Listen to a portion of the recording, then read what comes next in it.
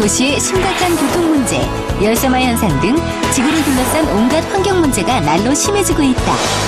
이에 대한 대안으로 떠오른 것이 바로 도시의 다양한 공간을 활용해 농사를 짓는 도시농업.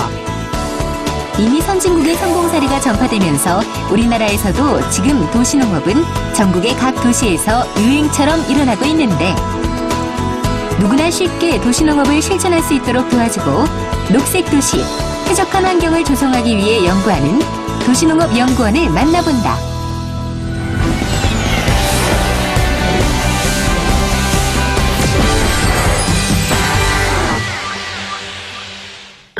경기도 수원에 위치한 농촌진흥청.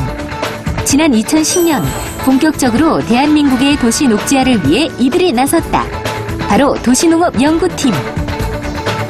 그중에서 자생식물 연구를 맡고 있는 오늘의 주인공. 안녕하세요. 저는 도시농업 기술 전문가 서효원입니다.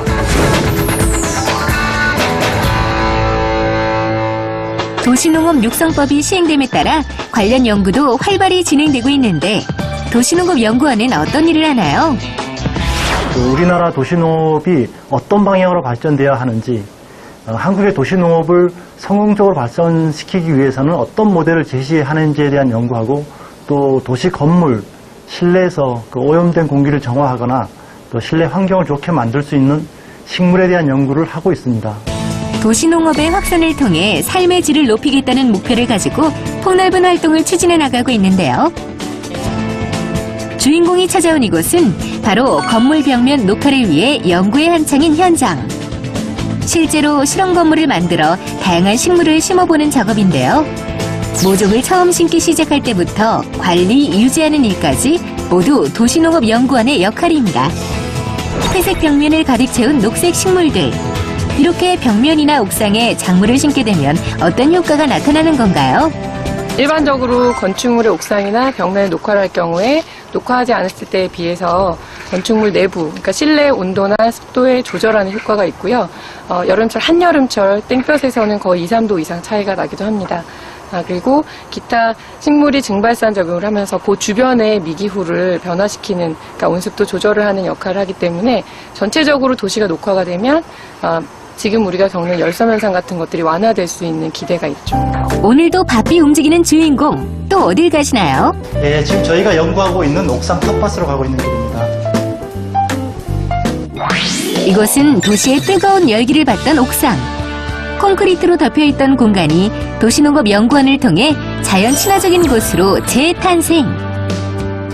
현재 도시농업 분야의 전문가를 양성하고 정부의 적극적인 지원으로 도시농업 인구가 늘어나고 있는 상황이라는데, 이에 따라 도시농업 기술을 보급하는 연구원의 필요성이 커지고 있는 현실. 도시농업연구원은 사무실에서만 일하는 연구직에 비해 현장 연구가 매우 중요하다고 합니다. 그 이유는 뭔가요? 주말 농장이나 텃밭 활동을 했던 경우가 굉장히 많이 있습니다. 그러나 특별한 표준 모델이 없기 때문에 무작위적으로 진행되는 상황이었는데요. 그래서 직접 연구원들이 현장을 방문해서 현 상태를 잘 알아야 우리나라에 맞도록 도시농업이 발전시킬 수가 있습니다. 우리의 실정에 맞도록 도시를 녹지화하기 위해 연구하고 있는 주인공. 지금 하고 있는 것은 어떤 연구인가요? 지금 하고 있는 연구는 식물이 자랄 수 없는 벽에다가 식물을 재배할 수가 있게 이렇게 지지대를 만들어주는 그런 연구들을 하고 있고, 이 외에도 벽의 종류에 따라서 서로 다른 그런 식물들을 재배할 수가 있기 때문에 그런 연구들을 여기에서 많이 하고 있습니다. 농업 관련 공무원 시험이나 농촌진흥청 농업연구사 공개 채용. 특별 채용에 합격하면 도시농업연구원으로 일할 수 있는데요. 오늘의 주인공은 어떻게 이 분야에서 일하게 됐을까요? 제가 관심을 갖고 있는 식물, 그리고 특히 꽃에 대한 관심이 도시농업과 접목이 되면 굉장히 좋겠다는 생각을 많이 했고, 그래서 그런 이유에서 금년도 1월 1일부터 도시농업 연구를 시작하게 되었습니다. 식물과 함께한 지 벌써 17년이 됐다는 오늘의 주인공. 하지만 신생 분야인 만큼 연구 과정에서 어려운 점도 있다는데요. 도시농업에 대한 연구라든가 기술 개발이 최근에 많이 관심을 갖게 됐기 때문에 관련된 앞서서 이루어졌던 그런 연구 결과들, 기술 개발 결과들이 그렇게 많지 않습니다. 그래서 어떤 새로운 연구나 기술 개발을 하기 위해서 참고할 만한 그런 자료를 찾기가 굉장히 어렵습니다. 그런 면이 도시농업 연구에서 현재 좀 어렵게 느껴지는 부분입니다.